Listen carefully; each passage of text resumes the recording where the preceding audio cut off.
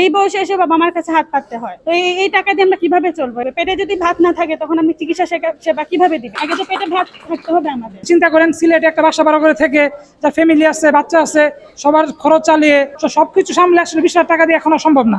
স্ত্রী, কন্যা, সন্তান আছে, বাবা মা আছে, তাদেরকেও হয়তো কিছুটা এখান থেকে খরচ দিতে হয়। সেক্ষেত্রে এইটুকু খরচ তো নিজেরই চলেন।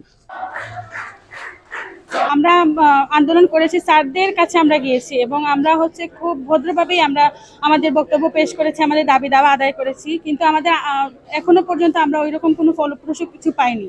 রোগীদের কথাই চিন্তা করে আমরা এতদিন পর্যন্ত কোনো কর্মবিরতি করিনি বা কোনো আন্দোলনেও যায়নি। কিন্তু এখন আমাদের দেয়ালে পিঠ থেকে গেছে দ্রব্যমূল্যের যে ঊর্ধ্বগতির বাজার। আমি 2020 সালে কোর্সে ঢুকেছি, আমার আর অনেক সহকর্মীরা আছেন যারা 2000 হয়তো আরো আগে 2019-এ 2018-তে ঢুকেছেন। এখন এই 5 বছরে জিনিসপত্রের দাম কতটুকু বেড়েছে? দ্বিগুণ হয়েছে, 3 গুণ হয়েছে। এই 20,000 টাকা দিয়ে পরিবারকে চালানো সম্ভব না। আমরা ঈদে বাড়ি যেতে পারি না, আমরা মুখ দেখাইতে পারি না ফ্যামিলিতে। এই বয়সে এসে বাবা মার কাছে হাত পাততে হয়। তো এই টাকা দিয়ে আমরা কিভাবে চলবো? 20,000 টাকা এখন আর চলা সম্ভব না, আমাদের জন্য খুবই কষ্ট হয়ে যাচ্ছে। এবং আমরা রোগীদের কথা আমাদের বিবেচনা আছে বলেই আমরা এতদিন কোনো হার্ডলাইনে যাই নাই। তো এখন আমাদের দাবি না হওয়া পর্যন্ত আমরা আন্দোলন চলবে। পেটে যদি ভাত না থাকে তখন আমি চিকিৎসা সেবা কিভাবে দিই? আগে তো পেটে ভাত থাকতে হবে আমাদের। আমরা না খেয়ে এসে কিভাবে চিকিৎসা করব? 3-4 মাস ধরে আমরা ডক্টররা আমাদের ন্যায্য দাবি আদায়ের জন্য আমরা আন্দোলন করে যাচ্ছি। আমরা এতদিন পর্যন্ত কোনো স্ট্রিক্ট লাইনে যাই নাই। আমরা আমাদের স্যারদের কাছে গিয়েছি, আমাদের অভিভাবকদের কাছে গিয়েছি। তারা আমাদের আশ্বাস দিয়েছেন যে আমাদের ন্যায্য দাবি, আমাদের ভাতা বৃদ্ধি করতে হবে, আমাদের ভাতা নিয়মিত দিতে হবে।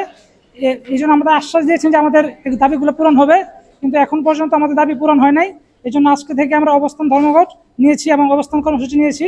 আমরা সারা বাংলাদেশে যত ডিপ্লোমা ট্রেনি আছেন, MDMS ট্রেনি আছেন এবং FCBS ট্রেনি আছেন, আমরা আমরা নন গভর্নমেন্ট ট্রেনি যাদের BCS নাই তাদেরকে নন গভর্নমেন্ট ট্রেনি বলা হয়। আমরা নন গভর্নমেন্ট ট্রেনিরা আমরা সারা বাংলাদেশে অবস্থান ধর্মঘট কর্মসূচি করছি। আমাদের সেন্ট্রালে কর্মসূচি চলতেছে, তারা আমাদের কেন্দ্রীয় শহীদ মিনারে অবস্থান নিয়েছে। তাদের অনুসরণ করে আমরা সিলেট মেডিকেলে আমাদের করিডোরে অবস্থান নিয়েছি। আমাদের দাবি আপাতত আমাদের দাবি দুইটা। আমাদের ভাতা 20,000 টাকা থেকে 50,000 টাকা করতে হবে এবং আমাদের ভাতা নিয়মিত দিতে হবে। আমাদের সবাই আমরা একমত আছি, আমরা সবাই আন্দোলন চালিয়ে যাব। আমরা সবসময় চাই আমাদের বেস্ট সেবাটা রোগীদের দিতে, কিন্তু একজন ডাক্তার যদি নিজে সে স্টেবল না থাকে, আজকালকার দিনে দ্রব্যমূল্যের ঊর্ধ্বগতির সময় আপনারা সবাই জানতেছেন যে 20,000 টাকা একটা ফ্যামিলি চালানো সম্ভব নয়। আপনারা চিন্তা করেন সিলেটে একটা বাসা ভাড়া করে থেকে যার ফ্যামিলি আছে, বাচ্চা আছে, সবার খরচ চালিয়ে নিজে পড়াশোনা করে আপনারা জানেন যে আমাদের বাইরে প্র্যাকটিস করা নিষেধ। তো সবকিছু সামলে আসলে 20,000 টাকা দিয়ে এখনো সম্ভব না। স্ত্রী, কন্যা, সন্তান আছে, বাবা মা আছে, তাদেরকেও হয়তো কিছুটা এখান থেকে খরচ দিতে হয়। সেক্ষেত্রে এইটুকু খরচ তো নিজেরই চলেন। এটা তো বলতে পারবো না যে আমি কোর্সে আসছি তাই বলে আমার সন্তান না খেয়ে থাকবে।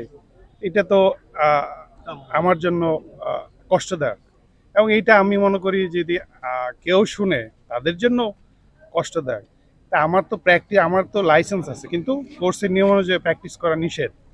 তা এখন কি আমি চিকিৎসক হিসেবে তাহলে বেতনও বাড়ানো হবে না? তাহলে আমাদের কি করতে হবে? ভিক্ষা করা ছাড়া তার কোনো উপায় নাই। তা আমাদের দাবি এটাই যে আমাদের বেতন ভাতা ন্যূনতম যেটা আমরা 50,000 করে দেওয়া হোক। এটা আমি মনে করি এটা খুব বেশি না, এবং পৃথিবীর অন্যান্য দেশে এটা আরো অনেক বেশি। পাকিস্তানে আমাদের থেকে অনেক বেশি দেওয়া হয়, ইন্ডিয়াতে দেওয়া হয়, ইভেন ইংল্যান্ড আমেরিকার কথা বাদই দিলাম, ওখানে তো আরো অনেক হাইলি পেইড তাদেরকে। এটা আমাদের দাবিটা আমাদের কর্তৃপক্ষ আমাদের বঙ্গবন্ধু শেখ মুজিব মেডিকেল ইউনিভার্সিটি, এবং আমরা যতটুকু যেটা জানি যে এই টাকাটা আসে গভর্নমেন্ট ফান্ড থেকে, এবং গভর্নমেন্ট ফান্ড থেকে আসা এটা খুব আমাদের জন্য যে ব্যয়টা হবে এটা খুব বেশি না।